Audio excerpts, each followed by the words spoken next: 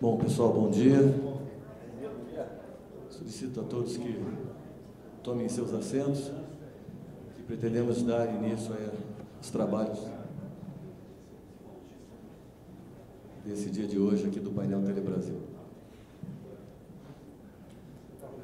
Gostaria de convidar logo os panelistas para fazer já a mesa, sentar a mesa, Serafino, o Francisco, o Mário Girassoli e o Abraão.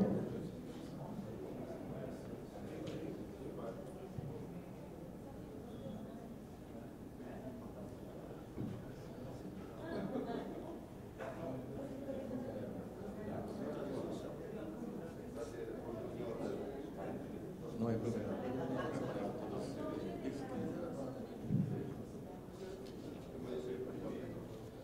Bom, senhores, antes de iniciar propriamente a sessão, eu gostaria de passar alguns avisos iniciais.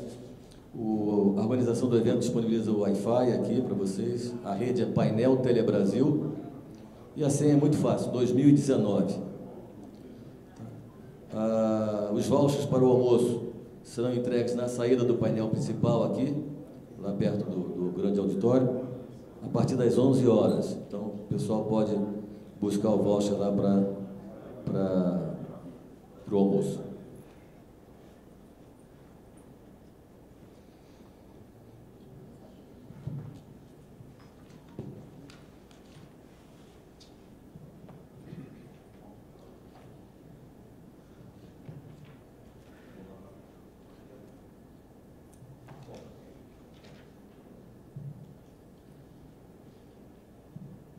Bom, gente, então vamos iniciar os nossos trabalhos. O tema da nossa sessão temática de hoje é modernizando o ambiente regulatório para a transformação digital. E o tema do painel Telebrasil, dessa 63ª edição, é justamente sobre transformação digital. Então, a maioria das sessões e os painéis focam a transformação digital, os desafios, as oportunidades, os obstáculos, para que a gente transforme, né, o nosso país e o país possa realmente lançar mão e aproveitar a oportunidade que está sendo criada. Hoje aqui nessa sessão temática, nós vamos focar na questão, então, do ambiente regulatório. Bom, a sociedade, então, vem acompanhando essas transformações que estão lá no dia a dia de cada cidadão e também na economia digital. Essas transformações são proporcionadas, então, pelas tecnologias digitais, que viabilizam o aumento da competitividade, da produtividade das empresas, a gestão dos recursos públicos de forma mais eficiente, os serviços públicos também, e o dia a dia do cidadão na sua casa, na sua vida pessoal e profissional. Conectividade, inovação, capacitação, segurança e confiança são aspectos que estão sendo debatidos nesse painel em relação a transformação digital, porque são aspectos fundamentais e que precisam ser trabalhados para que a gente possa efetivamente dar um salto qualitativo. Trata-se, como eu falei, uma oportunidade que o nosso país tem, porque no cenário internacional diversos países têm buscado maximizar os efeitos e os benefícios da economia digital. O Brasil, em 2014 ocupava a 53ª posição no Global Competitiveness Index, GCI, do Fórum Econômico Mundial. Hoje o Brasil em 2017, ele ocupava a 80ª posição. Então a gente regrediu em relação a outras economias e isso traz um alerta para o governo, para as empresas, para todos os agentes que atuam nesse ecossistema digital, de que se a gente pretende efetivamente aproveitar essa oportunidade, a gente precisa acelerar essa transformação em nossa economia. E precisamos superar importantes desafios e obstáculos, como, por exemplo, a enorme desigualdade social e econômica que esse país apresenta. Bom, em 2017, eu acho que deve ser de ciência de todos vocês, o governo aprovou um relatório sobre a estratégia digital, Estratégia Brasileira para a Transformação Digital, que colocou claramente que o objetivo principal era construir uma sociedade livre, justa e próspera para todos, ou seja, que a transformação digital possa alcançar todos os cidadãos brasileiros. Bom, essa sessão temática, então, foi organizada pela GSMA e ela pretende abordar como a modernização do ambiente regulatório pode contribuir para acelerar e proporcionar um ambiente favorável aqui, ao empreendedorismo, aos investimentos, com redução ou eliminação de barreiras e obstáculos, de forma que o Brasil possa, né, dar esse salto de qualidade. Precisamos fazer com que a transformação digital saia do discurso, saia da retórica e se torne uma realidade em todo o país, alcançando toda a população brasileira. Bom, foram convidados para essa sessão, então, 4 representantes de diferentes setores. A gente tem aqui, à minha esquerda, o Serafino, que ele é da GSMA, é diretor de competição econômica. Mais ao centro, o Abraão, que é superintendente de competição da Anatel. À esquerda do Abraão, nós temos o Mário Girassoli, que é vice-presidente de assuntos institucionais e regulatórios da TIM. E mais no extremo esquerdo lá, Francisco Jacomini Soares, que é diretor executivo de relações governamentais da Qual. Então, sem maiores delongas, eu vou convidar o Abraão para fazer a primeira apresentação. Abraão, você tem aproximadamente 20 minutos e nós vamos distribuir da seguinte forma: o Abraão faz a primeira apresentação, depois o Mário Girassoli, depois o Serafino e, por fim, o Francisco. E depois, se todos conseguirmos cumprir os horários, a gente tem mais 10 minutos para perguntas e respostas ao final dessa sessão. Muito obrigado. Abraão, a palavra está com você.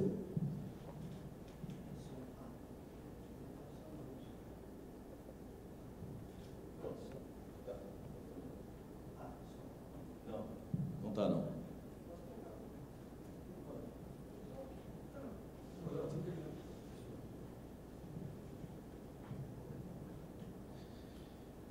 Bom dia, pessoal, tudo bem? O pessoal tá chegando, 9 horas, o pessoal ainda está, se brincar, tem gente que ainda está levantando, né? Bom dia, mais uma vez, prazer estar aqui com vocês, para falar um pouco de transformação digital.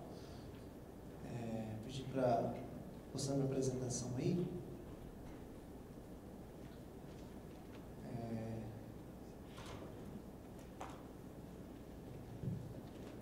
Antes da gente começar, né? Vamos lá aqui, até que o pessoal coloca aqui. É sempre um prazer estar nesses eventos assim, porque a gente pode utilizar um pouco das nossas criatividades e jogar algumas ideias mirabolantes, debater e, de repente, aquilo cola. O que eu vou falar um pouquinho aqui é justamente um pouco disso. Quando a gente fala em modernização do ambiente regulatório, uma coisa a gente não pode ter é um olho no retrovisor. Você tem que olhar para frente. Você tem que olhar, porque se você for olhar para o teu legado, se você for olhar para aquilo que você já fez, e que você ainda tem de passivo para fazer, periga você continuar nos mesmos erros.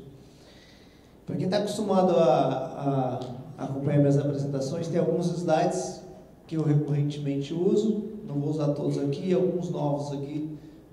Mas uma coisa importante, quando a gente fala, a gente sempre tem que ter em mente o ambiente de competição. O ambiente de competição e a dinâmica do ambiente de competição é que serve de base para que a gente faça a regulação, e não o contrário. Muitas vezes a gente acha que a regulação ela precisa determinar o ambiente de competição, e aí, com base nisso, muitas vezes você tem o Estado interferindo de forma equivocada. Então, a intenção aqui é entender o ambiente, o que a transformação digital traz em termos de desafio no ambiente competitivo, e aí a gente vai entender quais são os desafios para a modernização da regulação. Transformação digital, todo mundo sabe, é o tema do evento, há anos a gente debate isso, mas o que é interessante na transformação digital especialmente o quão abrangente que ela é em todos os setores, em todos os ambientes, em toda a cadeia de valor de todas as indústrias. Então, quando você fala da transformação digital, você precisa entender isso do ponto de vista sociológico, antropológico, não só do ponto de vista econômico. E aí, esse desafio, quando a gente olha para a evolução dos modelos de negócio, isso vem embutido. Um exemplo muito concreto. Por que a gente discute muito, vai ter um painel só sobre o futuro da TV por assinatura? Por quê? Porque a transformação digital mudou o hábito de consumo. Se todo mundo ainda quisesse consumir conteúdo linear, dificilmente você estaria trocando a sua TV por assinatura por um aplicativo. Mas a mudança do hábito de consumo está drivando tudo isso.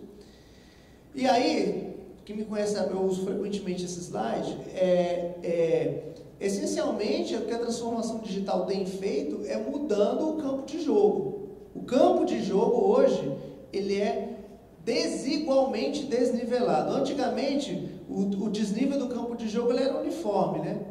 Você tinha lá uma incumbente tradicional, ela tinha vantagens concorrenciais em toda a cadeia de valor.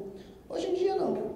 Hoje em dia um agente econômico do setor, ele tem potencialidades, ele tem fragilidades. Então, quando a gente vai falar de dominância de mercado, quando a gente vai falar de abuso de poder econômico, isso tem seus escopos muito mais limitados do que tinha há 10, 15 anos atrás, e cada vez mais vai ser assim.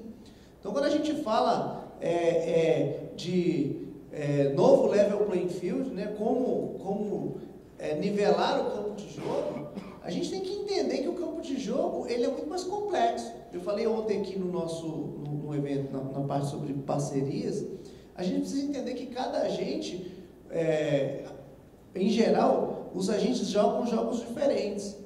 O pessoal da turma da internet joga um jogo diferente da turma da infraestrutura. O jogo é diferente, por mais que às vezes se substituam em alguma parte. E aí, uma das razões disso é porque antigamente os agentes eles eram organizados em níveis de camadas muito claras, né? Você tinha infraestrutura, fabricantes, e dali para cima você tinha vários outros níveis, mas que na prática esses níveis eles se mantinham razoavelmente constantes. Esse desenho meio parecido com cebola, porque mostra as diferentes camadas, e os níveis de camadas mais ou menos em que os agentes naquele mesmo nível tinham comportamentos e objetivos parecidos. Hoje em dia, com a transformação digital, o que a gente está vendo é uma bagunça. Por quê? Porque a gente vê lá, que nem a gente viu ontem, o Facebook falando de desenvolvimento de software para Herb aberto. O que o Facebook quer com isso? A gente tem que refletir que tem um motivo. Quando a gente vê, por exemplo, a Cisco desenvolvendo plataforma de streaming OTT para pequenos, um fabricante de roteador, aí você começa a pensar, aí você vê uma reconfiguração da cadeia de valor que naturalmente vai fazer com que toda a leitura de como a competição se dá precisa ser repensada. Eu vou dar um exemplo aqui, aí tentando exercitar um pouco a nossa criatividade, para a gente evoluir um pouco do que a gente acha que tem de acontecer. Eu vou tentar aqui simular um business case ultra futurista aqui com vocês. Vamos pensar que existam 4 empresas atuando no mercado. A empresa A oferece serviços móveis com 5G, permitindo que o consumidor acesse serviços de dados tradicionais. Uma empresa móvel típica. A empresa B, ela é uma empresa mais focada. Ela oferece soluções de IoT e outras apenas para gestão de tráfego e carros conectados. Uma empresa mais focada. A empresa C, ela é uma empresa focada em automação da sua casa. Ou seja, com IoT e demais outras soluções de segurança, acesso, integra a tua geladeira com um bocado de outras coisas, ou seja, ela é um grande provedor de soluções digitais para a sua casa. E a empresa D é uma empresa que oferece um assistente pessoal integrado com todos esses serviços de TIC, uma solução de inteligência artificial, que te permite conversar com ela e ela interage com os diversos contratos que você tem. Quando eu falo empresa A, B, C e D, talvez podem ser todas no mesmo grupo econômico, mas eu estou pensando muito mais focado no modelo de negócio do que essencialmente em como é a estrutura do mercado. Mas o que isso quer dizer, esse modelo que eu estou dando de exemplo aqui? O consumidor, provavelmente, se são 4 empresas diferentes, ele vai ter um contrato com cada uma das 4. E provavelmente essa relação é apenas algumas das relações que ele tem, porque eu não botei conteúdo aí na brincadeira. Se eu botar conteúdo, você pode multiplicar essa quantidade de contratos aqui. E o que existe de interessante? Vamos supor, quem mora aqui em Brasília sabe o que eu estou falando. Você está passando aqui na L4, e aí você está no seu carro conectado, provavelmente seu carro é autônomo, e aí você recebe um aviso no teu celular que o teu assistente pessoal está dizendo o seguinte: Abraão, olha só, eu vi aqui que está faltando refrigerante na sua geladeira. E tem uma promoção lá no Extra, interessante, quer que eu peça para entregar lá na sua casa? E aí, ao mesmo tempo, por questões de hábitos de consumo, todo o ecossistema ao meu redor sabe que, em geral, quando eu compro refrigerante é porque eu vou comer pizza. E aí, imediatamente, começa a surgir anúncio nos outdoors no meio da rua de promoção de pizzaria perto da minha casa. Como que eu vi isso? Porque eu tenho um óculos de realidade aumentada e provavelmente esse anúncio apareceu só para mim. Não apareceu para os outros. Mas com toda a conexão em volta, você de uma certa forma consegue visualizar tudo isso. E isso existe porque eu tenho contratos com todos esses caras aqui, e que para que isso seja viabilizado, todos eles têm que ter um elevado nível de interoperabilidade. E lembrando, interoperabilidade num nível que é diferente de interconexão, porque interconexão é nível de telecomunicações, interoperabilidade está numa camada muito mais acima, mas que para funcionar tem que interoperar. E o que existe de desafio? O que existe de desafio é que você tem o consumidor se relacionando com toda essa turma, e toda essa turma provavelmente no ambiente da nuvem. E aí, o que a gente olha para cá? A gente vê que esse modelo esse caso de negócio, ele é baseado em alta conectividade fornecida pelas redes, ou seja, a inteligência não está na nuvem em nível de analytics. E, provavelmente, todas as herbes no meio do caminho têm uma inteligência de analytics para processar essa quantidade de coisas em real time. Você tem, portanto, um alto nível de analytics, big data e infraestrutura de inteligência artificial em todos esses elos. Tem altas trocas de tráfego de dados pessoais, alto nível de relacionamento entre as empresas que podem, inclusive, ser competidores, e diferentes formas de fazer dinheiro, porque cada um deles vai fazer dinheiro de forma diferente. Algum vai fazer vendendo infraestrutura, outros vão monetizar seus dados, outros vão fazer via publicidade direta. O que acontece? Quando a gente olha para esse negócio e olha para as diferenças no campo de jogo, claramente vão surgir novas facilidades essenciais, novas falhas de mercado, novas fronteiras de serviço e, essencialmente, novas fronteiras de regulação. E quando a gente fala de novas fronteiras de regulação, a gente precisa pensar quais são elas. Quais são elas? E aí, tentando pegar tudo isso que eu falei, o que eu acho que são desafios essenciais do ponto de vista da regulação, não só para viabilizar, mas principalmente para potencializar esses modelos de negócio. A gente fala muito, se a gente for pegar os últimos 10, 15 anos da regulação econômica, o grande objetivo dos reguladores foi o quê? Garantir acesso às redes e evitar abuso de poder econômico nas empresas que têm mais redes do que outras. O foco sempre foi muito em rede ativa. Então, eu regulo a interconexão, eu regulo o roaming, eu regulo acessos aos links dedicados de baixa, média, alta capacidade, eu regulo eventualmente até os preços na cadeia de valor, sejam atacadistas, sejam varejistas, eu dou transparência, eu faço um conjunto de coisas no foco nas redes. Só que com a abundância de fibra ótica, com a abundância de serviços e de empresas, talvez o foco seja menos na rede e em algumas outras coisas importantes. Eu sinalizo 4 grandes desafios, aí é a minha visão, naturalmente, que existem vários relatórios com visões complementares, suplementares. Essa aqui é um pouco do que a gente na Anatel pensa que são os nossos desafios, as nossas fronteiras que a gente precisa melhor compreender e avançar na regulação. Acesso ao espectro.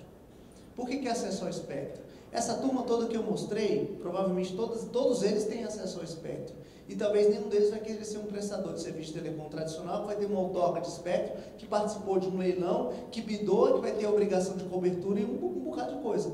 Não é isso que eu estou falando. Quando se diz acesso ao espectro, é viabilizar que outros agentes da cadeia de valor tenham acesso ao espectro em condições favoráveis, rápidas e sem amarras burocráticas regulatórias. A gente já está pensando como fazer isso no leilão do 5G, e nós já estamos pensando no médio prazo como repensar a regulação de espectro nessa perspectiva de regulação econômica. Eu não estou falando na perspectiva de discussão em relação à destinação, esse tipo de coisa da engenharia do espectro, que é nativa da engenharia do espectro. Eu estou falando da perspectiva da regulação econômica do acesso ao espectro. Segundo, acesso à infraestrutura passiva. O que eu falo de infraestrutura passiva? Toda essa mega infraestrutura disponível que eu mencionei, que a gente está discutindo, basicamente ela repousa no nosso aparelho urbano ultra congestionado do ponto de vista de antenas, de postes, de dutos e um conjunto de coisas que hoje no Brasil, eu diria que dos três é o que nós estamos mais distantes de conseguir, de fato, resolver. Quando a gente fala dos postes, vai ter um painel amanhã de postes que, como ele é bem complicado, eu pedi para uma pessoa da minha equipe ir para não levar pancada. Né? Aí o Fábio que vai, tá ali, feliz da vida, que eu mandei no meu lugar. Mas o que acontece?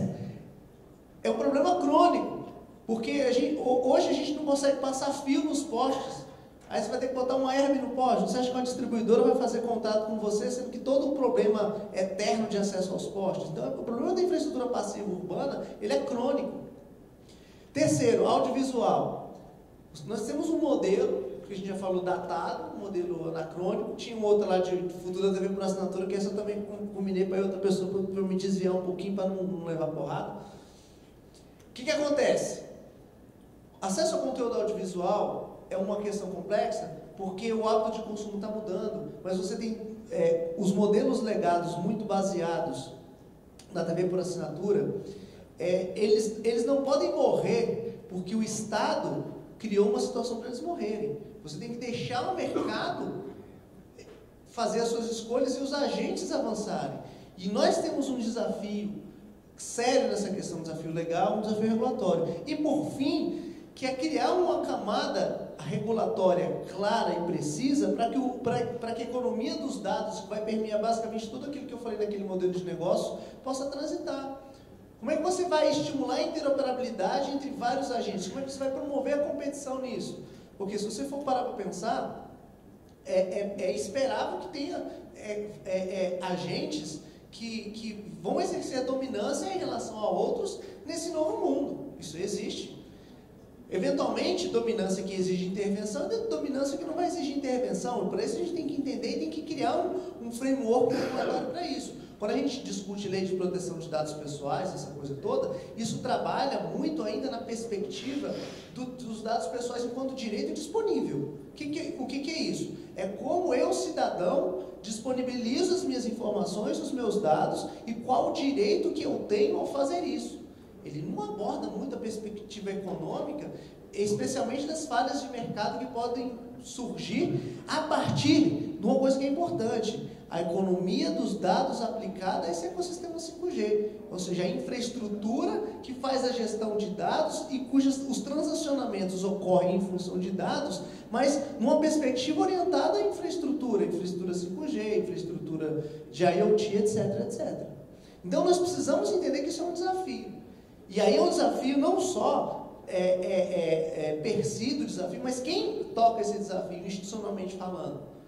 Quando a gente analisa isso, sobre eu acho que é da nossa lei, eu não sei se a Anatel tem competência para disciplinar isso, porque você está falando isso ainda numa camada eventualmente acima de serviço de telecom, mas que faz interface com o serviço de telecom.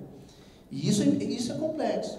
Então, o que nós estamos fazendo? Já caminhando para a minha conclusão aqui. O que nós estamos fazendo? Nós estamos, na agência hoje, revendo regulamentos estruturantes. A gente fala aí do novo PGMC que saiu ano passado, o RGC que nós estamos revendo, a regulamentação de qualidade. Qual que é a visão? Estimular o que nós chamamos de regulação responsiva, autorregulação e corregulação. Por que isso? Porque a gente entende que é o seguinte: quando o problema é muito complexo, não existe uma solução simples e fácil. Ou seja, uma solução top-down, vinda do regulador, com um regulamento super preciso, super prescritivo, com certeza não é a melhor solução. Qual a visão que a gente imagina? A gente imagina que você tem que estimular os agentes a eventualmente proverem soluções em nível de padronização, mas que não necessariamente emana do regulador, mas pode até ser chancelado por ele. E você criar incentivos para que os agentes criem determinados comportamentos. Isso é super complexo, porque isso demanda um maior conhecimento das coisas e um melhor relacionamento do regulador com os regulados e, principalmente, um melhor relacionamento entre os regulados. Porque o ambiente regulado, ele muitas vezes, ele é excessivamente beligerante. Por que ele é excessivamente beligerante? Porque os agentes, porque competem, têm aversão a determinadas pautas comuns. E uma das coisas que a gente entende é que nesse novo meio a gente vai precisar estimular isso. Um exemplo concreto que eu vou falar é a nossa nova matriz de regulação econômica. Esse slide aqui mostra como a gente pensa a regulação econômica.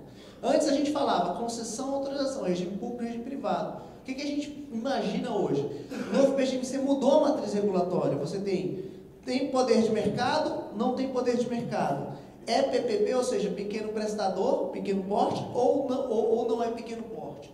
Porque essa lógica, ela direciona um pouco daquilo que a gente falou, daquele campo de jogo desnivelado de forma completamente heterogênea. Então, a minha matriz de regulação econômica, ela não precisa ser, ela não é só 0 ou 1, tem dominância ou não tem dominância. Ela precisa permear outras questões. E isso precisa estar colocado no que a gente chama de um degradê regulatório, que é mais ou menos isso aqui.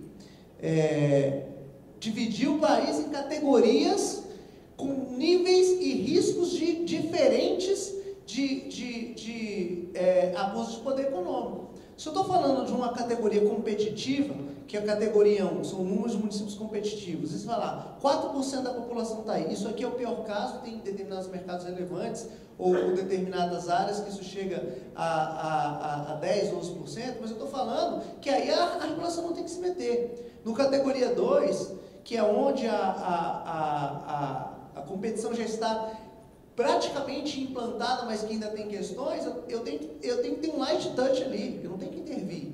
A minha intervenção regulatória, ela tem que ser onde não tem competição. E aí eu preciso pegar aquela matriz que eu mostrei no slide anterior e jogar para cá e ver como que ela se aplica em cada uma das áreas. Então a gente teve que dividir o Brasil e segregar o Brasil e entender melhor o Brasil. E esse desafio é super complexo. E o que a gente fez? Um exemplo recente é a regulação de 2 mercados relevantes, importantes. O mercado de transporte de alta capacidade de fibra, em que a gente identificou os detentores de poder de mercado, mas a regulação ela só se estende em menos de 1/4 dos municípios brasileiros. Nós estamos regulando as fibras, mas apenas em 1/4 dos municípios, 1.000 e poucos municípios. O restante, ela não está intervindo. E onde ela interviu, aí sim ela fez uma intervenção estimulando e abrindo de fato a rede, porque de fato ali é onde tem um monopólio no transporte, você vai obrigar. E você tem preços aí do valor do mega que variam, a gente aprovou semana passada, variam de R$1,40 a R$24 o valor do megabit por segundo do município até um ponto de troca de tráfego. E aí você tem aí, onde que são esses municípios aí que eu mencionei, que é onde a agência está regulando o acesso. Em verde estão os pontos de troca de tráfego, onde está o conteúdo, e os municípios onde a falha de mercado ela está identificada e ela de fato ela se manifesta. Todo o resto do país você não está regulando. Por quê? Porque a lógica é, deixa o mercado se resolver. Um outro exemplo é a questão dos dutos. Como eu falei, do desafio da infraestrutura passiva. Você tem que dar transparência nisso. A gente está regulando o preço, especialmente para criar um mercado paralelo ao acesso aos postes que estão altamente congestionados nos grandes centros. Se a gente for ver aqui, esse GIFzinho do lado mostra a evolução desse mapeamento dos dutos que a gente está fazendo, já disponibilizando no nosso sistema, com basicamente as rotas de todos os dutos disponíveis. Só que tudo isso segue o quê? Uma lógica de uma matriz em que eu não regulo tudo, eu só regulo aquilo que exatamente tem um risco enorme de problema. Todo o restante, você tem que ir na lógica que eu falei: regulação responsiva, autorregulação, corregulação. Então, considerações finais. Quando a gente analisa todo esse novo desafio da transformação digital, a gente precisa entender que provavelmente existem novas falhas de mercado. E que, eventualmente, falhas antigas não existem mais. Por exemplo, uma coisa que nós estamos avaliando no próximo PGMC é acabar completamente com a regulação das tarifas de interconexão. Por quê? Porque, basicamente, o novo ecossistema digital, a comunicação de voz, ela vai ser commodity. Você libera. Isso é uma coisa que está em avaliação na agência. Por quê? Porque a gente entende que isso é algo que não precisa mais de remédio. Mas quais os outros locais que você precisa de remédio?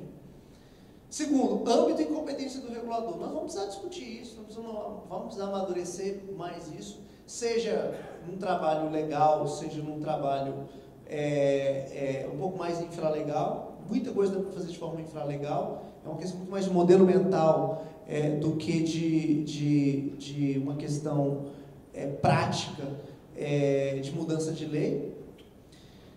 Interfaces intersetoriais. Ora, você não vai ter um ambiente de transformação digital pleno, com smart cities, outras grandes transformações, se você não trabalhar as interfaces intersetoriais. Hoje nós temos uma questão complexa, que é a interface do setor de telecomunicações com o setor elétrico. É um problema crônico que nós temos no Brasil. Nós temos um problema na relação do mundo de telecom com o mundo do audiovisual. Isso é uma outra questão complicada, intersetorial. Se você não trabalhar essas interfaces, o que vai acontecer? Eu sempre vivo dizendo, o setor fala muito, todo ano eu venho aqui e escuto a mesma coisa. Problema da sustentabilidade do setor. Verdade, existe alguma coisa aí mesmo. Só que existem algumas questões que são a reinvenção do meu modelo de negócio. Como é que eu vou fazer 5G? Como é que eu vou monetizar o meu 5G apenas pensando em prover um pipe para o meu usuário? Só que eu preciso entender que para prover mais que um pipe para o usuário final, eu tenho que repensar a minha forma de fazer negócio, principalmente assumir riscos. Porque muitas vezes o setor de telecom, ele pensa como infraestrutura na aversão ao risco, mas quer ter retornos do mundo digital que tem muito mais predisposição a riscos. Então, esse tipo de coisa você tem que repensar. E, por fim, existem desafios internacionais. Quando eu digo desafios internacionais, porque essa economia digital ela é internacionalizada. Então, você vai precisar de uma camada internacional de padronização e harmonização. Porque você tem agentes que vão estar em outro país, que vão querer ofertar serviço no seu país e que vai ser mais eficiente que ele faça isso mesmo. As discussões de roaming permanente, por exemplo, é que eventualmente a escala de determinados modelos de negócio pressupõe que os agentes, eles sejam agentes globais. Mas como é que você vai viabilizar isso localmente? Então existe toda uma camada de discussão internacional, e você vai ter que ir para os organismos internacionais, o IT, o OCDE, outros organismos regionais, para você conseguir harmonizar essas pautas, para você, inclusive, geopoliticamente ter vantagem. Mas para isso, a gente também tem que se reestruturar. Então, era isso que eu tinha para falar. Na verdade, isso aqui é muito mais inspirador do que conclusivo, mas a minha intenção aqui é tentar colocar para vocês que você não pode pensar em regulação. A gente fala muito do legado, né? Olhando para trás, PLC, vamos discutir impostos, vamos discutir. De fato, essa agenda precisa caminhar. Mas como olhar para frente? Então, a intenção aqui é tentar dar uma visão um pouco mais desapegada desse legado e olhar exclusivamente para o que a gente tem e tentar se repensar diante disso, tá? E aí a gente depois pode voltar aí algumas perguntas. Obrigado.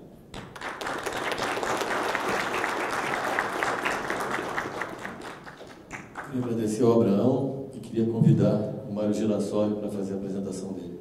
Mário.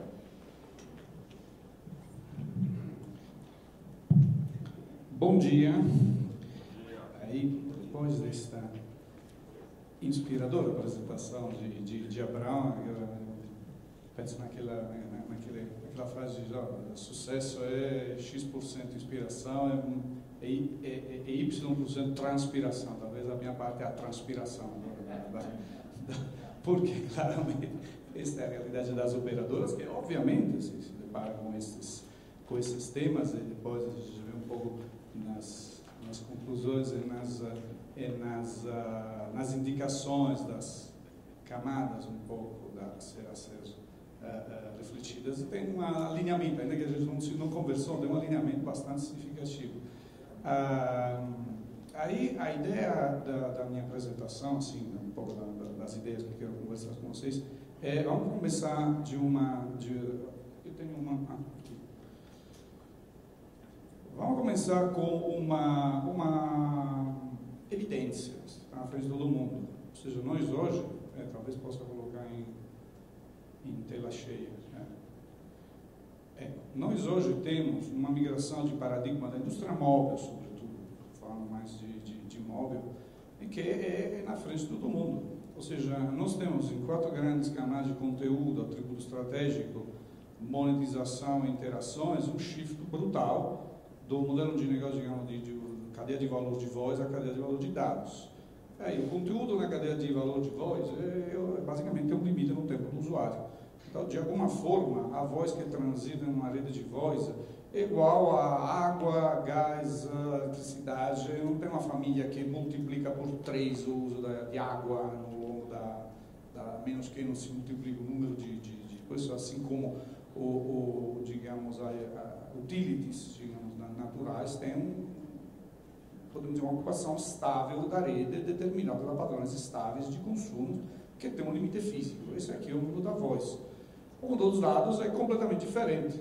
Não tem nada a ver com o tempo do usuário, mas com as capacidades e os recursos que dentro da rede ou da rede das redes são desenvolvidos, e nesse sentido o usuário é um conceito de alguma forma muito mais amplo. E nesse sentido, o atributo estratégico de uma rede móvel passa a ser da cobertura, que é o clássico atributo estratégico de um mundo voz, a capacidade, porque é claro que a rede tem que ser capaz de hospedar esse novo tsunami de dados que se multiplica até, digamos, cresce exponencialmente respeito ao business inicial. Isso aqui gera o verdadeiro, hoje, dilema econômico das operadoras, que é um desacoplamento entre tráfego e receita. Ou seja, a receita do mundo de voz é uma receita ligada a tempo. Ou seja, por exemplo, tinha o valor do minuto, a receita de mundo de dados é completamente diferente. Ou seja, um desacoplamento, a gente vê depois, para cada um desses itens, tem um slide assim, de exemplificação. E isso também porque as interações de mundo de voz são tendencialmente interações humanas, nas comunicações, no atendimento, e as interações no mundo de dados serão sempre mais interações entre máquinas. Essas 4 coisas que são intuitivas geram um dilema industrial que depois, meu ver, um pouco também na mesma linha que eu estava comentando, gera um dilema de política pública a ser enfrentados e também dilema de onde institucionalmente estas políticas públicas precisam ser debatidas, porque, por exemplo, o desenho tradicional do regulador talvez não tenha todos os instrumentos para enfrentar estes temas. Aí começamos, o conteúdo não tem mais nada a ver com o tempo do usuário. Esse aqui é um chart do Ericsson Mobile Report de quarto quarter, que mostra, aqui tem uma foto. Esse aqui mostra o crescimento de dados, isso aqui são os dados em vermelho, respeito à situação do tráfego de voz, que o amarelo laranja, a partir de 2013 até hoje. Assim, se comenta sozinho. A voz a um certo ponto chega a um limite, até de alguma forma é substituída pelos dados. O crescimento dos dados é exponencial, com um incremento anual que a partir de 2017 começa também a ter picos significativos. Isso aqui é extremamente relevante, porque depois isso um pouco determina os outros fenômenos. E aí um pouco que eu queria comentar também antes nós temos que começar a pensar. Internet é um fato físico. Todo mundo pensa na internet como assim, alguma coisa que existe, é bacana, me aproveito, é um direito, é um fato físico. Internet é o conjunto das torres, das antenas, dos cabos, dos servers, de tudo o que gera esta que é uma extraordinária, digamos, fenômeno de economia dos dados, mas que tem que ser enfrentado com os limites e, portanto, os remédios de um fato físico. Não sempre o debate sobre a internet, sobretudo, digamos, em ambientes multi-stakeholders, etc., teve isso como um ponto de partida, que é o único ponto de partida possível. Aí, quando vamos no atributo estratégico, capacidade versus cobertura, aqui estou usando um gráfico interessante da GSM Association, junto com uma projeção da Cisco Virtual Network Index Global. Aí a gente vê que o crescimento digamos, projetado de tráfego móvel é impressionante. Só em 2017 até agora, o tráfego móvel mundial cresceu de 71%. Não existe nenhum fenômeno econômico mundial, que me lembre, ou de uma forma de uso de interesse coletivo, que cresceu com essas taxas e nos últimos 5 anos cresceu de 17 vezes. Ou seja, estamos falando de algo que pressupõe a existência, o investimento e, digamos, também a regulação de uma infraestrutura que claramente é colocada significativamente sob estresse e que com 5G será ainda mais estressada, considerando aqui o cálculo em 2022, ou seja, depois de amanhã. Aqui são dados médios mundiais, mas só para dar uma ideia, uma conexão média 5G gerará 3 vezes o tráfego de uma conexão 4G. Aí aqui está muito claramente como é que vai mudar os market share por tecnologia. Assim, uma tecnologia como 2G, tipicamente voz, tipicamente de cobertura, passará a ser só 4% das conexões. O 4G terá uma sua estabilidade até 2025 ainda muito expressiva, e o 5G começará a crescer. Ou seja, este estresse da internet como mundo físico só irá piorar, só irá crescer. É evidente que isso impõe reflexões de política pública significativas.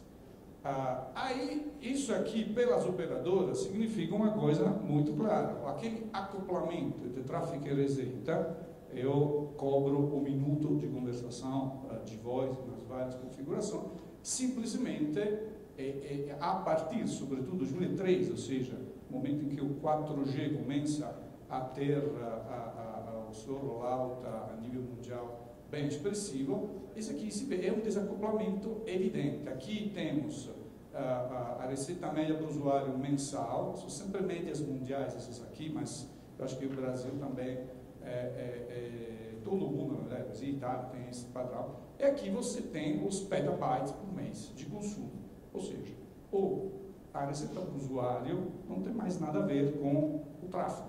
Então, ou, digamos, a gente consegue reduzir exponencialmente a eficiência, o custo da rede, ou esta conta não fecha. Assim, simplesmente, é aritmética.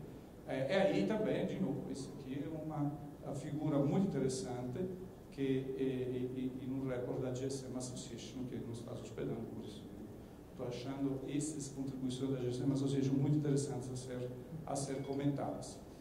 O que isso, digamos, tem como digamos, outra face da moeda? que as interações que normalmente a gente, em um mundo de telecom tradicional, vê entre os humanos, serão interações entre máquinas. Quando a gente fala de IoT, na verdade, Internet of Things, na verdade é mais IOM, é Internet of Machines. A coisa do outro lado não é tanto uma coisa, uma máquina, ou seja, é algo que é capaz também de produzir, dialogar e gerar tráfego. Aqui, claramente, é uma evidência com que o mundo de 5G terá nesta interações entre máquinas ou entre homens, entre máquinas, não será mais uma exceção, mas será realmente digamos, uma regra, sendo este fenômeno do network slicing um tema extremamente interessante para ser abordado, ou seja, o traffic management, ou seja, dedicar porções de redes a determinadas aplicações e determinadas performances, que na internet dos humanos, digamos, é considerado meio um pecado original da net neutrality, e será a regra, ou seja, não tem como gerenciar esta quantidade de tráfego sem que a rede seja completamente não neutral, ou seja constituída de elementos dedicados a diferentes serviços, porque os diferentes serviços precisam de diferentes performances. O que significa isso aqui, esses 4 temas que um pouco a gente está vindo sobre em termos de debate de política pública? Os 4 pontos que Abraão elencou são mais ou menos os mesmos que a gente está vendo. Temos a primeira camada relevante, assim, a infraestrutura. Será possível gerenciar esse tsunami de dados só com a política de gestão da infraestrutura e de compartilhamento regulado, não regulado, até integrações em termos de consolidação de mercado?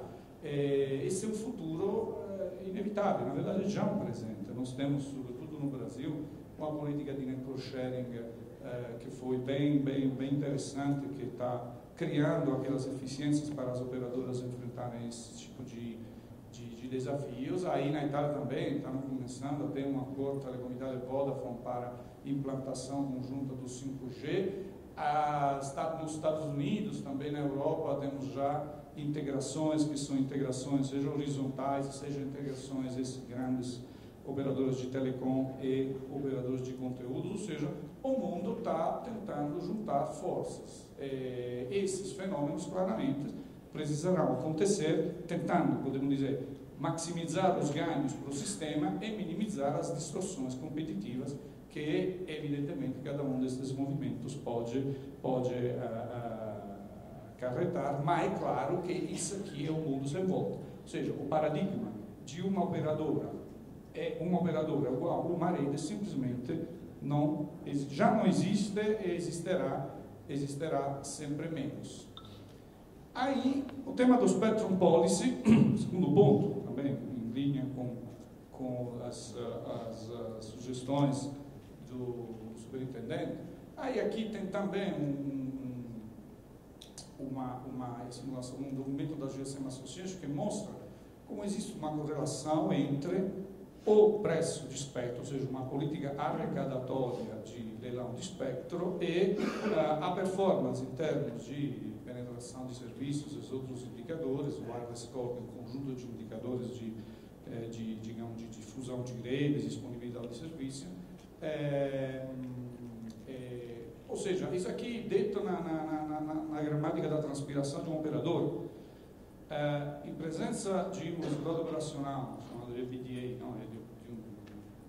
nós temos uma escolha de investimento. Não é que se o preço do espectro dobra, podemos dizer, existe dinheiro ou não. Se existe um nível de investimento entre espectro e rollout de rede, aquele nível de investimento será distribuído entre preço de espectro e rollout de rede. Quanto maior é o preço do espectro, tanto mais difícil será ter um rollout de rede de natura. Esse gráfico diz uma coisa que para as operadoras é simplesmente nas contas, não? Em 2, 3 linhas do balanço. É por isso que, na verdade, dentro das políticas de espectro, a ideia realmente é ter mecanismos de atribuição de espectro que garantem espectro suficiente para todos os sujeitos que estão dispostos a investir nas redes relativas àquele espectro, considerando que os business models futuros, não, sobretudo 5G, monetização de dados, não são business models tão firmes como os business models tradicionais de rede ou de acesso à internet, digamos, de primeira geração.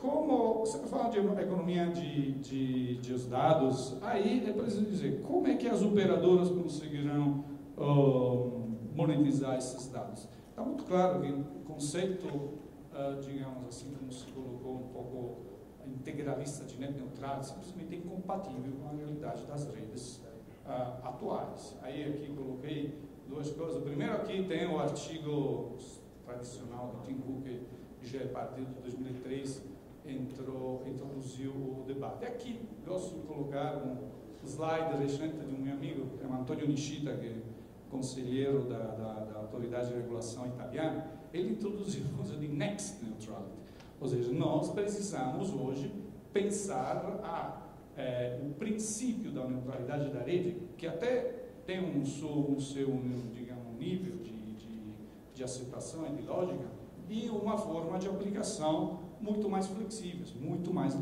por exemplo, atreladas a assessment ex post de específicas situações, eventuais distorções, muito mais que a temas principiológicos que, na verdade, no mundo da internet, digamos, assim como ela só é, com as características das redes, simplesmente não é mais aplicável. De novo, com um conceito, podemos dizer, fundamentalista de net neutrality, ao potencial do network slicing da 5G simplesmente não é aplicável, ou seria muito arriscado. Você colocou muito bem, as empresas precisam tomar riscos, ok. Mas uma coisa é tomar riscos de negócio, uma coisa é tomar riscos regulatórios. Os riscos regulatórios, sobretudo para empresas de capital aberto, afetam diretamente os administradores, o que é uma realidade que eu acho que temos entendido. Então, assim, qual é o tema? Dá para tomar riscos de negócio? Dá, tá, vivemos isso aqui vai relevar. Dá para tomar riscos regulatórios? Não dá. O que significa que a regulação, o pacto regulatório, digamos, ou de alguma forma os conceitos reguladores precisam ser muito bem definidos e precisam evoluir muito bem para que as empresas não entrem em um território cujo resultado é indefinido. Ou seja, eu me lembro, sobre de riscos de negócio, eu lembrava muito do que você estava falando, eu me lembro o primeiro leilão para saber foi o leilão 3G na Itália. Não? E tinha os business plan do 3G lá na Europa, que deram todo aquele... Estavam baseados todos sobre a monetização da chamada vídeo. Agora, alguém de nós hoje está disposto a pagar alguma coisa a mais para uma videochamada? A videochamada sai de graça, WhatsApp, etc. Então, assim, o business plan da época do 3G era baseado sobre premissas completamente erradas. O que mudou o jogo? O iPhone.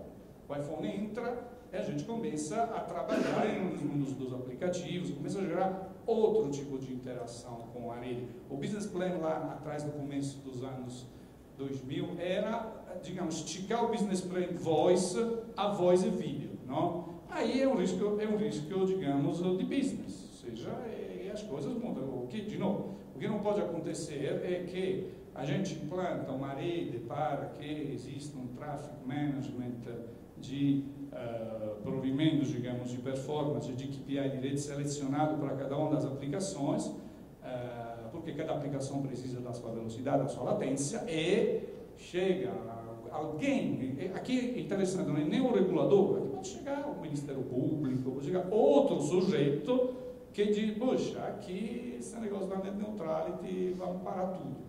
Infelizmente, o arcabouço regulador hoje vive de um fenômeno que, ainda que todo mundo esteja de acordo sobre alguns princípios, tem sempre outro lugar onde algumas coisas podem ser decididas.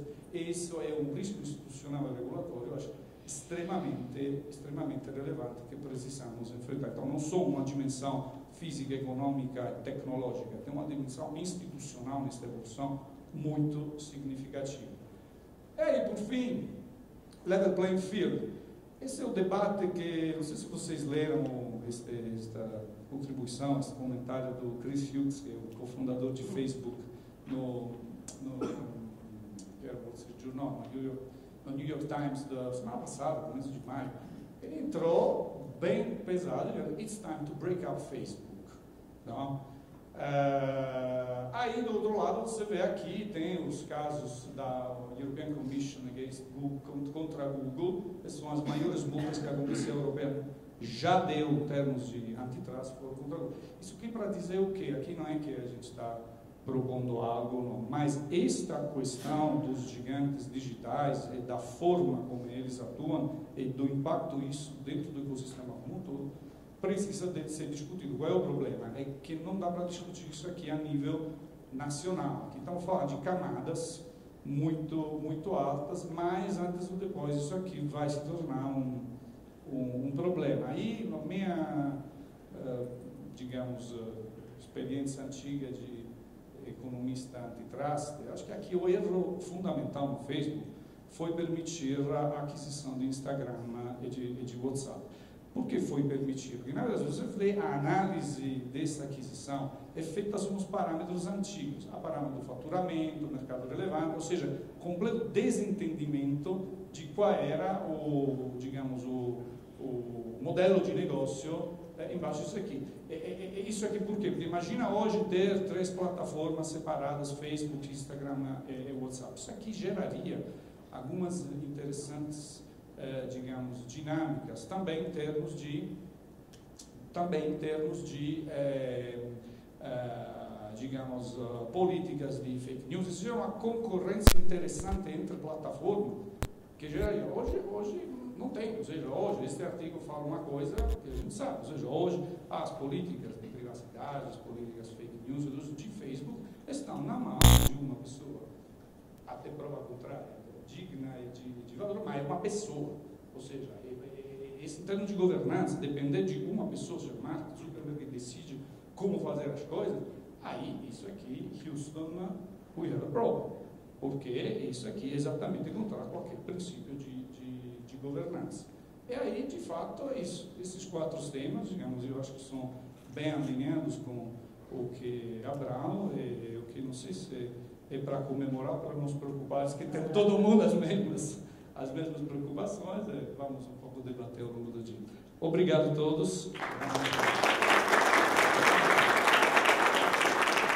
Eu queria agradecer ao Mário e já convidar o Serafino para fazer a apresentação. Eu tenho 20 minutos.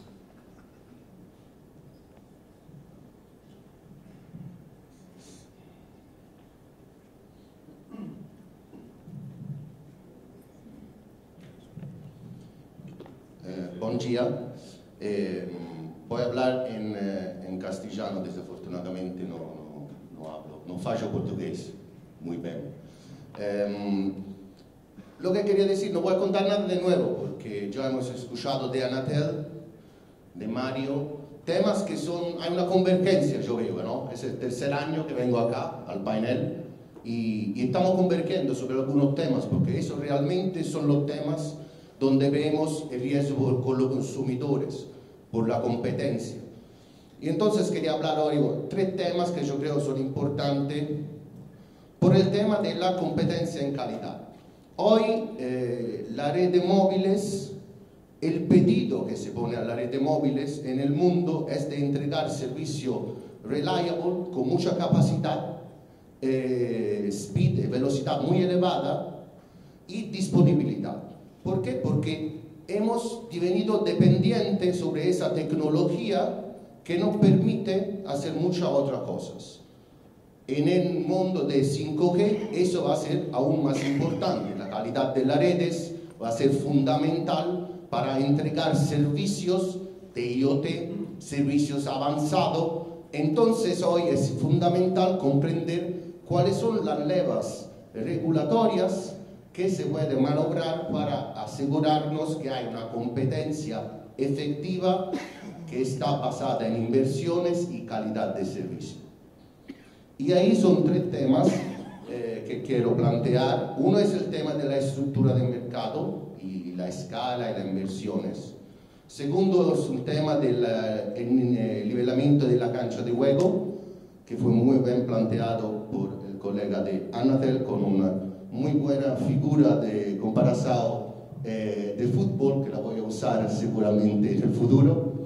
Y en fin, la nueva frontera de regulación. Hemos escuchado el tema de los datos de Google, de la plataforma. Eso han pasado ese tema en los últimos 3 años en Europa. Yo trabajo mucho en Bruselas, de ser como chit chat al café a ser temas políticos fundamentales, por ejemplo, por las próximas elecciones de la Comisión Europea.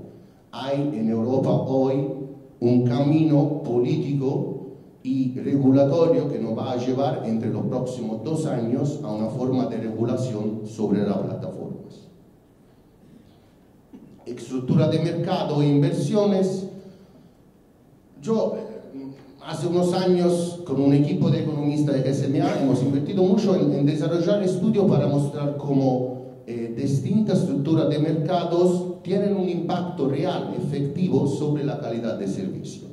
Hemos hecho estudios en Europa en principio, donde las últimas fusiones que se han hecho en los últimos 8 años se pasó de 4 a 3 operadores, por ejemplo en Austria, y se ha visto que ahí, pasando de 4 a 3 operadores, la calidad de servicio en términos de velocidad ha subido 20-25% más comparado al mercado europeo, donde no se ha visto consolidación.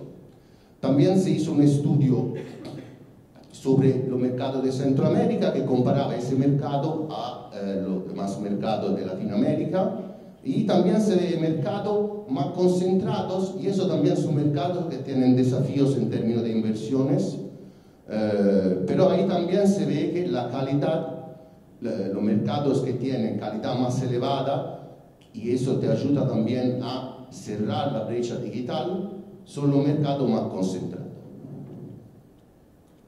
Nuestro estudio también hemos mirado a la distribución, o sea, si seguimos añadiendo operadores, ¿cuál es el efecto sobre las inversiones en el mercado? Y eso es el mapamiento de ese efecto. El market de un lado y del otro lado vemos el logaritmo de CAPEX de las inversiones. Lo que se ve muy bien acá es que el número de operadores hasta un determinado nivel, añadiendo operadores se incrementan las inversiones, pero hay un tope. Después de ese tope, eso es detrimental para las inversiones, o sea, añadiendo operadores se empuja por abajo los márgenes y las inversiones en el mercado. El segundo tema, el nivelamiento de la cancha de juego, que fue muy bien explicado por los ponentes antes de mí. Entonces solamente quería decir que nosotros hemos hecho un estudio hace un año con ADK propiamente sobre el tema de la economía de los datos, y lo que se ve claramente es que los efectos económicos que nos llevan los beneficios, por ejemplo, los efectos de redes, directo e indirecto, con lo cual todos estamos en una plataforma y no en muchas, por ejemplo, social, nos lleva hacia concentración. Entonces, los beneficios, la misma cosa que nos llevan grandes beneficios, son la misma cosa que nos llevan a mercado muy concentrado. Eso nos lleva a un policy trade-off, o sea, son cosas importantes, tenemos que encontrar un equilibrio. También hay entonces el tema del poder del mercado adviene muy importante en eso. ¿Por qué? Porque hay una tendencia de los mercados digitales, de las plataformas digitales, a divenir, a ganar, o sea, market tipping, o sea, cuando el mercado se vuelve muy rápidamente hacia un solo operador.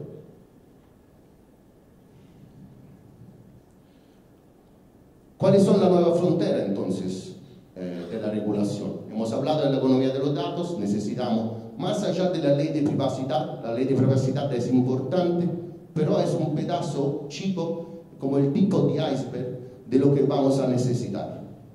El tema de competencia y inteligencia artificial. Hoy hemos visto la inteligencia artificial, el camino hacia la inteligencia artificial ya es un camino que empresas grandes han percorrido. O sea, hoy en el mundo hay países y empresas que son adelante en el tema de inteligencia artificial, también porque pueden utilizar fuentes de datos infinitas, y eso es fundamental. Entonces tenemos global leaders y tenemos efectos de poder de mercado que son muy importantes, porque ya hoy no vemos más competencia en algunos mercados dominados por algunas plataformas digitales. No hay nuevo entrante.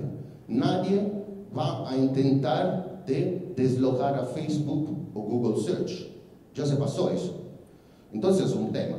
El tema de las adquisiciones, el caso que Mario mostró antes es interesante. Yo tengo algunos números. Entre 2010 y 2018, Google compró una hacienda, una empresa cada mes, ¿sí? Por todo ese periodo. Si se mira a lo que se llaman fans, entonces Facebook, Apple, Google y Amazon, el número de adquisiciones sube una cada 18 días por 9 años. ¿Cuántas fueron de todas esas adquisiciones? 99% no fueron contestadas, ni en Europa, ni en Estados Unidos, ni de ningún lado. Las autoridades miraron y dijeron, bueno, ya está bueno, pasen. Entonces, el número es increíble, ¿no? Porque de ahí empieza la dominancia. Y eso es un tren que ya se fue. Romper, o sea, el tema de romper interesante que decía Mario, se puede romper Facebook, ya no se puede más. Hace un mes Facebook ha anunciado que está integrando las plataformas de messaging. Si ustedes utilizan Facebook, de vez en cuando verán que están cambiando las cosas. O sea, Facebook está tomando pasos comerciales para que adivine muy difícil romper las plataformas. Ya separar WhatsApp y Instagram de Facebook en unos meses no va a ser posible económicamente y técnicamente. Entonces en ese mercado tenemos realmente esa relación entre privacidad, el poder de mercado y innovación que es muy compleja. Hay una cuestión de poder de mercado, pero también parece que hemos tenido dificultades a utilizar la herramienta de definición de mercado que tenemos hoy para arrancar ese tema. Uno de los temas para mí que se está planteando novedoso hoy es el tema de la economía de la atención. O sea, ¿de dónde sale el poder de mercado hoy? Cada uno de nosotros tiene por lo menos 8, 9 horas que pasamos, y esos son datos reales, frente o al computador o interagiendo con nuestro móvil. 8 cada día. De esas 8 o 9 horas, el promedio de nosotros, el 70-75% lo pasamos en ecosistemas de 2 o 3 empresas. Eso es un dato increíble, porque todo el sistema hoy está improntado para que nosotros estamos continuamente en active engagement con las plataformas. Cada vez que nosotros hacemos un clic en Facebook o miramos una news, son datos de nosotros que estamos pasando que le van a servir para vender a los advertisers. Entonces, si el poder de mercado sale, si la competencia hoy es realmente entre plataformas para la atención del usuario, del ciudadano, puede ser que hablar, o sea, enfocar la herramienta regulatoria, económica, hacia ese tema puede ser más exitoso que utilizar la herramienta que tenemos hoy. Hay 2 papers que salieron el último año sobre ese tema. Uno es de Valletti en Pratt. Valletti es el capo economista de la Comisión Europea, y otro es Tim Wu, que también estaba en el gráfico de Mario del 2018.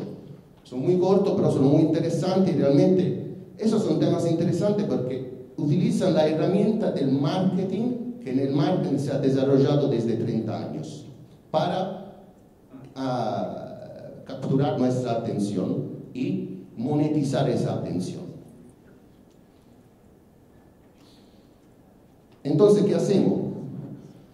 Eso es una diapositiva de Jean Tirole, que ha presentado Nobel Prize, el Premio Nobel por Economía 2014, que ha presentado una conferencia del Directorado por la Competencia en Londres, donde él dijo: hoy realmente regulación en la economía digital de la plataforma is unavoidable, o sea, la vamos a tener, de cualquier modo necesitamos regulación. ¿Qué tipo de regulación podemos poder hacer? Eso ahora es el enfoque del debate, porque necesitamos también nueva forma de antitrust, nueva forma de regulación económica. Puede ser el tema de en algunos casos, la creación de data commons, que son abiertos a todo. En otro, promover la entrada en algunos compartos digitales, utilizar formas de colaborativa antitrust. O sea, hoy realmente lo que estamos intentando de hacer es muy difícil, porque hay una asimetría de información entre los reguladores y la empresa que todavía no está regulada muy elevada. Y esa asimetría nos lleva a buscar soluciones novedosas para que sean efectivas, no solamente para la protección del consumidor, como en el caso de la privacy, sino para la real introducción de la competencia efectiva. En fin, todo eso es desarrollado muy rápidamente y tenemos hoy un cuadro muy complejo donde hay varios temas, hay riesgo por el consumidor sobre privacidad, que salen de eso, que salen de otra forma de prácticas comerciales, y eso tenemos que tener en consideración. Lo que antes se decía, se pensaba como consumer harm, o sea, el daño al consumidor, está cambiando de natura. Yo he escuchado hoy, por ejemplo, se empieza a pensar, la innovación en algunos casos, alguna empresa dice, bueno, más tiempo nos pasamos online, es porque hay servicio bueno y entonces es más innovación. Porque en realidad ya sabemos, hay estudios que muestran cómo más tiempo pasamos online, especialmente en alguna parte de la sociedad, y eso puede tener daños por el consumidor también. Entonces hay que encontrar un balance. No toda la innovación es buena innovación. Y en fin, la governance, en toda esa complejidad vamos a tener que coordinar entre las autoridades mucho más cercano de antes. Puede ser que necesitamos nuevas autoridades, puede ser que en el futuro nuevo tipo de poderes para intervenir sobre varios temas, y entonces puede ser que, como hemos tenido industria 4.0, necesitamos en el futuro un Anatel 4.0 con poderes mucho más amplios para ser mucho más efectivo. Muchas gracias.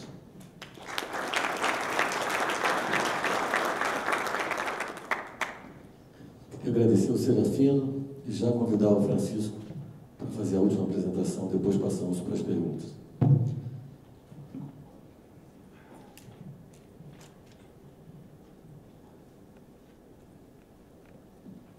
Bom dia a todos. Começar dizendo aqui que, agradecendo a JCME pelo convite de participar nessa mesa, né?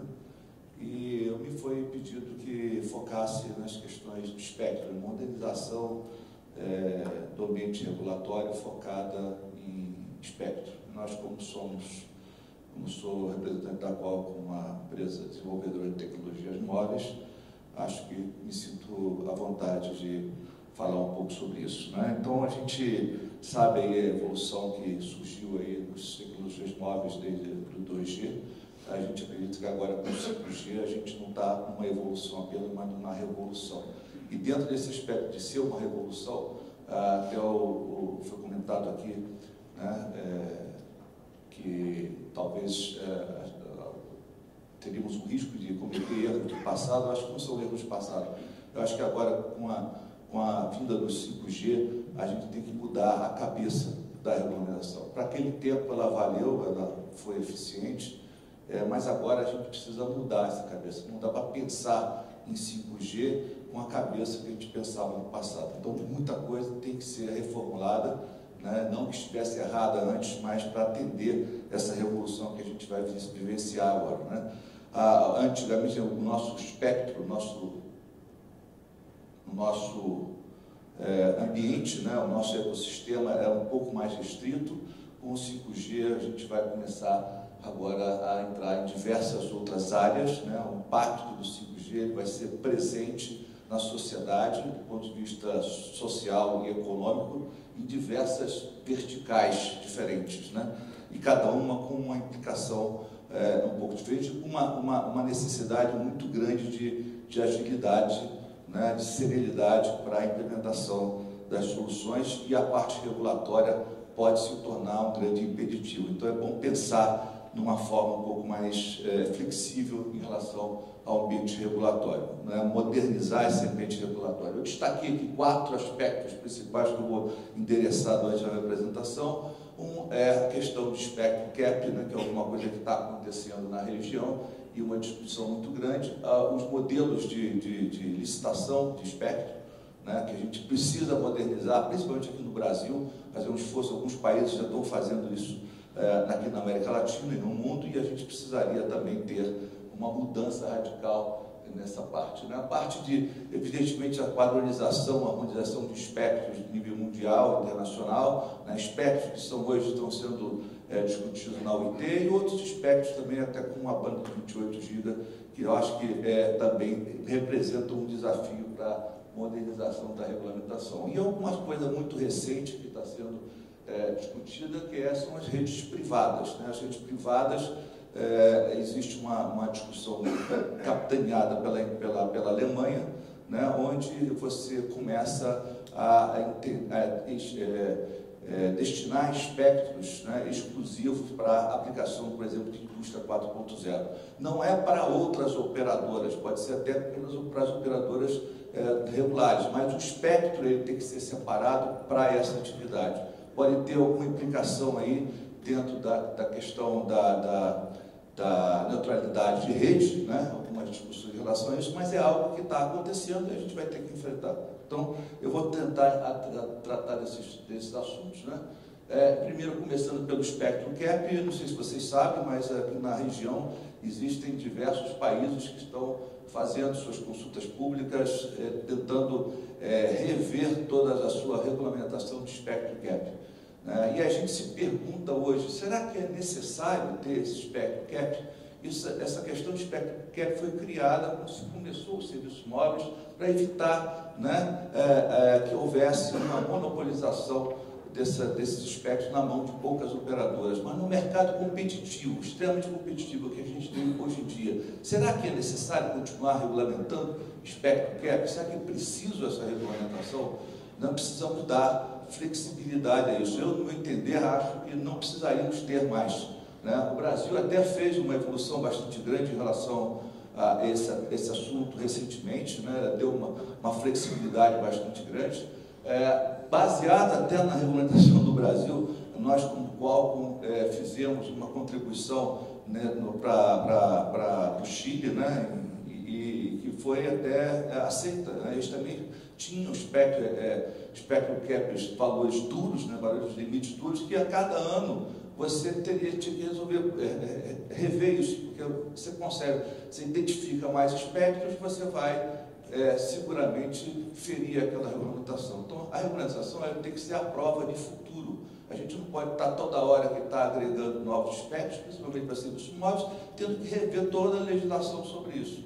Causa uma série de problemas, e eu acho que hoje em dia talvez isso já não seja uma coisa adequada, né? Então, no Peru também fez recentemente uma consulta pública sobre isso. Infelizmente, eles não adotaram as nossas recomendações. O Chile adotou, mas o Peru não adotou, continua com o modelo antigo de fazer essa regulamentação em relação ao espectro cap. A Argentina também está enfrentando problemas sérios com isso, devido à regulamentação existente, também não permite eles evoluírem como evoluir, né? E deixar que as operadoras possam tratar os seus espectros de uma forma mais flexível, né? Então, esse é um assunto muito importante que eu acho que deveria ser revisto por todas as regulamentações aí dos países da região.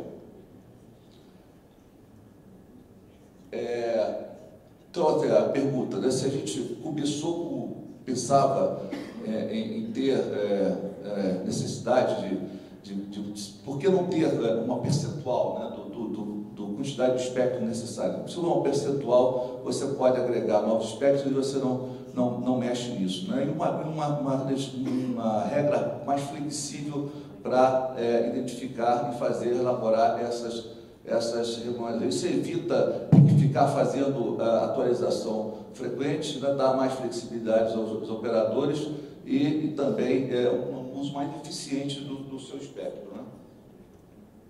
Então, aí está um resumo, mais ou menos, de como é que está a situação hoje nos 3 países aí que já determinaram e fizeram recentemente alguma modificação. A gente vê o Brasil e o Chile adotando uma regra bem mais flexível, e o Peru ainda adotando limites duros que provavelmente vão ter problemas no futuro com relação a essas regulamentações. Bom, modelo de licitação, né? Eu acho que se fala muito e se tem um entendimento no nosso setor, acho que a própria Anatel, o Abraão pode talvez confirmar isso depois, né, de que a gente talvez devesse substituir o modelo atual, né, de arrecadatório por um modelo não arrecadatório, onde essas obrigações de cobertura façam-se mais presentes do que a arrecadação, né? Esse modelo já é utilizado há muito tempo no Chile, né, e com muito sucesso, e a gente precisa também brigar para que esses próximo leilão do ano que vem, no março de 2020, seja um leilão não arrecadatório. No nosso setor, a gente vê muito consenso em relação a isso, mas se a gente for discutir isso no Ministério da Economia, a gente não está vendo muita repercussão nisso lá, né? Então, recentemente participei até de um evento, do workshop, levantei essa questão para discussão, e assim, não se identifica que esse tema está sendo priorizado lá dentro do Ministério da Economia. E com a situação fiscal que a gente tem hoje no país, a gente talvez seja um desafio muito grande para eles abrir mão dessa arrecadação e substituir isso por cobertura. Mas eu acho que isso é uma coisa imprescindível até para a sobrevivência das próprias operadoras, para terem recursos para investir no que está vendo aí na rede 5G. Bom, então, obrigações de cobertura, né? Outro tema também importante que eu acho que vale a pena a gente pensar nos modelos de licença, né? Hoje você tem modelo de licença nacional, né, e tem modelo de licença regionais. Alguma coisa que está sendo discutido fora também são as licenças locais, e justamente para atender essa demanda da indústria 4.0.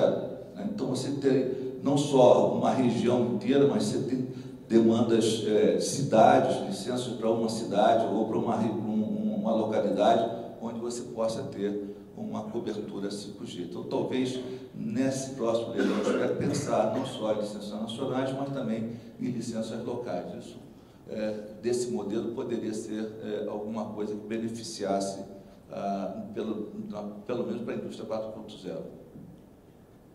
A diversidade de bandas, né? Então, vários tipos de bandas. Quando você fala de espectro, hoje a gente está acostumado a sempre tratar o espectro licenciado e o espectro não licenciado. O espectro licenciado com qualidade de serviço, o espectro não licenciado sem qualidade de serviço. Com 5G isso vai acabar. Todo o espectro, tanto licenciado quanto não licenciado, ele vai ter qualidade de serviço. Então, o QoS deles são altos, né, e tem a mesma importância. A gente tem tecnologias já dentro do 4G, como o LAA, por exemplo, que você utiliza espectro não licenciado, ancorado, espectro licenciado, e essas faixas são todas importantes, né? E a gente está falando, quando fala de espectro hoje no Brasil, a gente tem aí uma boa situação, eu diria, com uma quantidade bastante razoável de espectro já identificado, né? A decisão da Anatel recente de fazer o próximo leilão, incluindo as duas bandas de 3,5 e a banda de 26 GHz, foi excelente, e isso dá um salto para a gente no país, no Brasil, na região, bastante importante. Então, acho que é uma decisão acertada, né? A gente aumentou, inclusive, a quantidade, eram 200 MHz, só 500 em 3,5, agora a gente tem 300 MHz, mas tem outras coisas que precisam ser feitas também. A gente precisa de espectro 5.9 para carro autônomo, a gente precisa de espectro não licenciado também na faixa de 6 GB para funcionar junto com as tecnologias de 5G, né, ancoradas, o LAA é ancorado em 5 GHz, o 5G vai ser ancorado em 6 GB. Tem frequências que estão sendo discutidas na OIT, como de 40 GB, que precisamos ter um desafio aí de como utilizar. Existem outros serviços, como o satélite sendo usado na faixa. Como é que vamos coordenar essa situação e para que todos possam utilizar essas faixas superiores também. Tem até frequência na ordem de 70 GHz, que não está sendo pensado ainda aqui, mas que a gente vai precisar, de uma forma, endereçar também nesses desafios que a gente tem. E, principalmente, a gente tem que começar a pensar em compartilhar um pouco desses espectros, né? A gente fala 28 GB, não é só no Brasil que tem satélite. No Japão tem 28 GB de satélite também. Mas lá eles vão continuar usando as duas coisas. Vamos usar o MT e vamos continuar usando o satélite. Por que nós não podemos utilizar também aqui no Brasil, né? Então, quantidades mínimas de espectro, em ondas milimétricas de 800 a 1 GB por operadora, e na faixa Não, eu vou gastar um pouquinho mais, se você me permite, porque senão não consigo terminar. Então, se a gente vê aí, existe uma harmonização mundial, né, em 3,5 e em 26, em 28 GB, né, que é interessante que isso seja feito, seja buscado, né? Isso dá escala e a gente consegue chegar, baratear os custos, né? Eu queria chamar atenção um pouquinho para essa faixa de 28, como a gente tem a faixa de 26 já embaixo identificada, talvez fosse interessante a gente estender um pouquinho naquela primeiro bloquinho amarelo ali, para chegar a 27.9, com 400 MHz aí adicionais para serem, talvez, identificados para licenças locais para a indústria 4.0. Isso daria uma certa... Obrigado. Bom, quando a gente fala aqui de indústria 4.0, esse é um ambiente dentro da indústria, a gente pode ver diversos access points dentro da fábrica, né? Isso também é uma mudança um pouco que a gente tem que pensar.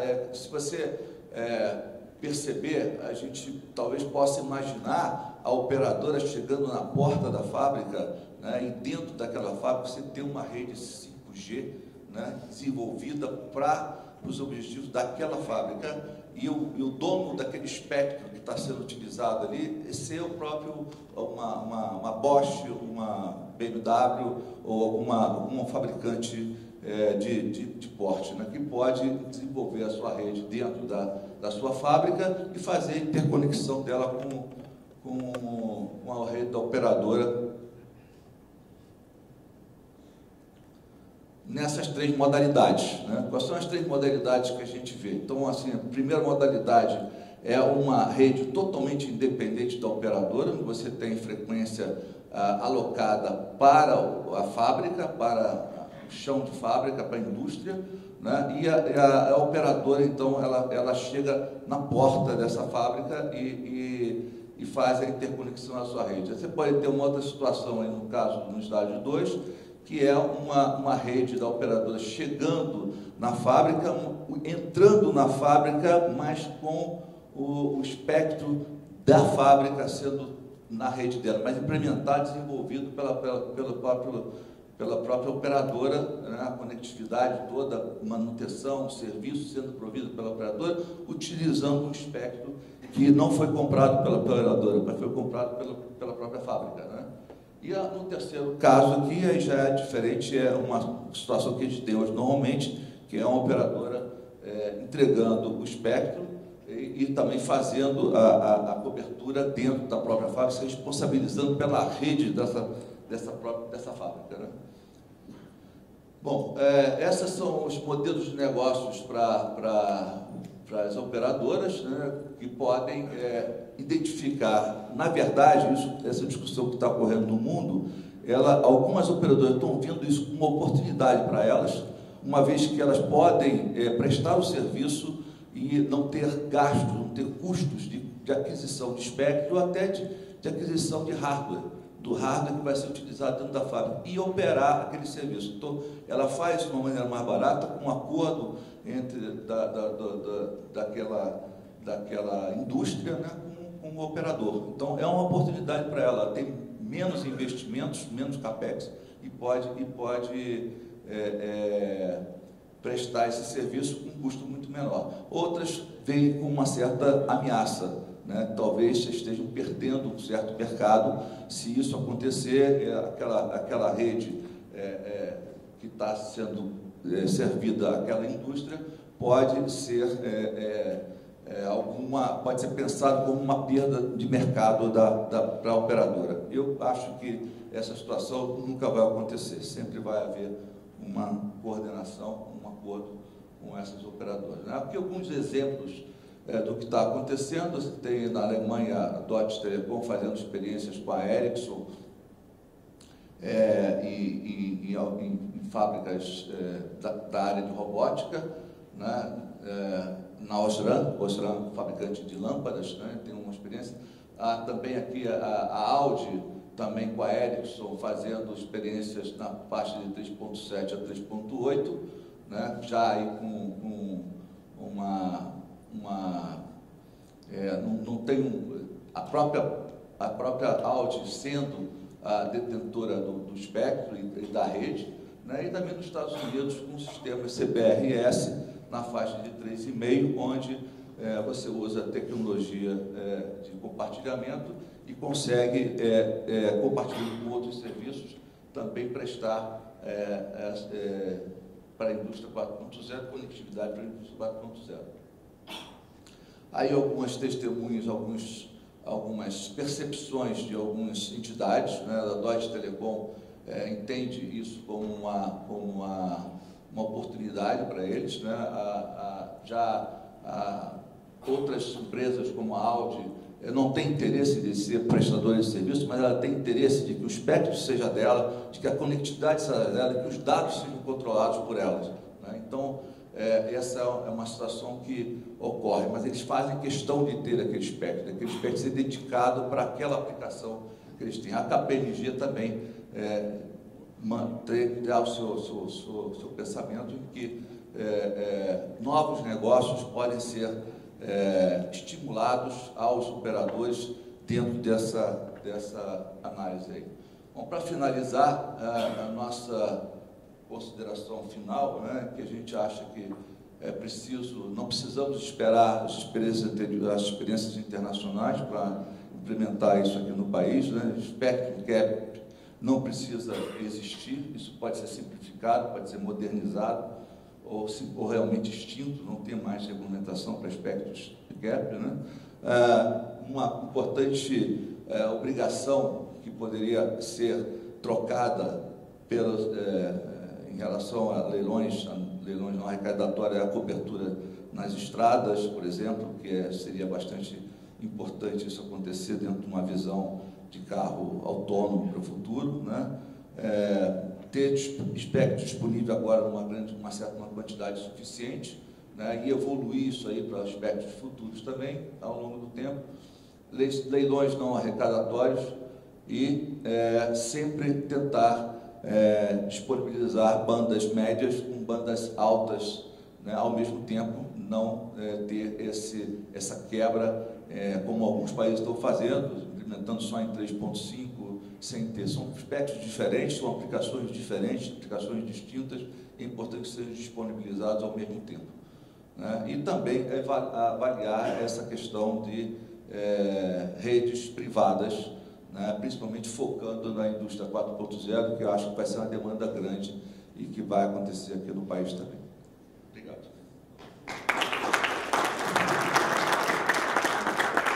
Eu queria agradecer ao Francisco. A gente está com o tempo já encerrado, né? O Mário teve que se ausentar e ele colocou à disposição o Marcelo Berrias, da equipe dele, que se tivesse uma pergunta dirigida para ti, que ele pudesse responder. Marcelo, depois se agradece, por favor, ao Marcelo, ao Mário. Bom, só para não dizer que não teve nenhuma pergunta, eu vou abrir para a audiência uma ou duas perguntas no máximo. Alguém tem alguma pergunta para fazer?